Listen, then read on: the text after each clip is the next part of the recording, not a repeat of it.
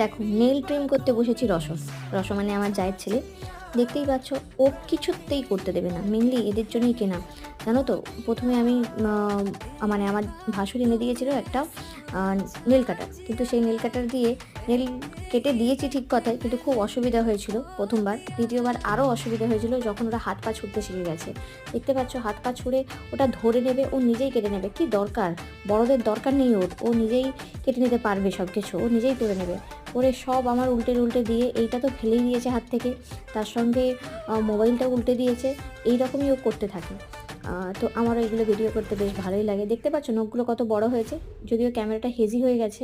ওর নখগুলো যথেষ্ট বড় আর ব্লেডের মতো ধার। সে নাক কাটলে না গাল টাল চিরে দিয়ে অবস্থা খুব খারাপ করে দিচ্ছে। তো নেল ট্রিম করতে এই অবস্থা করে। আর সারাক্ষণ মুখে হাত, তো নোংরাগুলো তো পেটে যায়, নখের নোংরাগুলো, তাই নেল ট্রিম করতে বসেছি। এই ভিডিও তোমাদের কেমন লাগলো জানিও। Thank you.